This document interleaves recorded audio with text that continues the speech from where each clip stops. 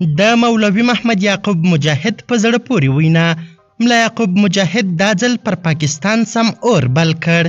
ملا یعقوب وایي که چیرې څوک زموږ خاورې او هیواد ته په سپکه ګوري نو سترګې به ترې وباسو. همدارنګه ځوان دفاع وزیر زیاته کړې چې ډېر ژر به پر خپل هوایي حریم هم بشپړ حاکمیت ترلاسه کړو.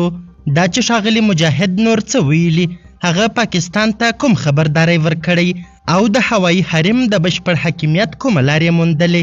بشپړ حال را سره هم د غربانه ویډیو کې کتلی سئ. سلامونه قدرمنو لیدونکو، مشال پریس یوټیوب چینل ته مو هرکلی کوم.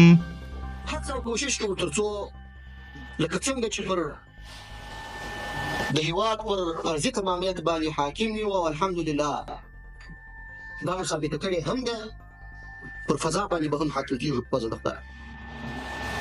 بیا به انشاءالله څوک کومه تخطي ونه کړی شي.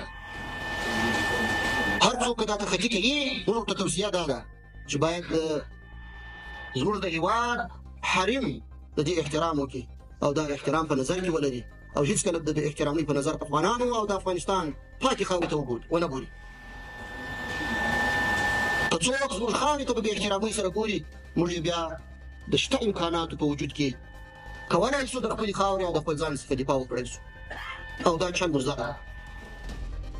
د افغانستان د ملي دفاع ځوان وزیر مولوي محمد یعقوب مجاهد خبر ورکړی لکه څرنګه چې مو ارضي تمامیت په بشپړ ډول تر کنټرول لاندې دی همداسې به په نږدې وخت کې پر خپل هوایي حریم هم بشپړ حاکمیت ترلاسه کړو.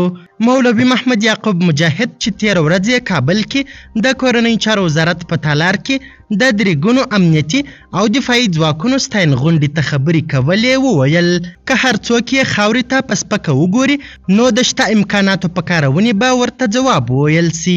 ښاغلي مجاهد چې مخامخ یې اشاره ځینو بهرنیو هیوادونو ته وویل یوازې د خپل امیر اطاعت کوو او د هیڅ چا فرمایشات نه منو. د کورنۍ چارو وزارت له لوري جوړه سوې غونډه کې د هیواد د درې ګونو ځواکونو سرتیري او مسؤلین چې د اخترونو او محرم په ورځو او شپو کې بشپړ امنیت خوندي کړی و وستایل سول.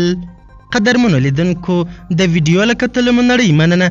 د لا زیاتو او نورو لحظه پر لحظه خبرې مطالبو لپاره زموږ همدغه مشال پریس یوټیوب چینل سبسکرایب کړئ. تر بیا او بلې ویډیو ښه وخت ښې چارې د الله په امان.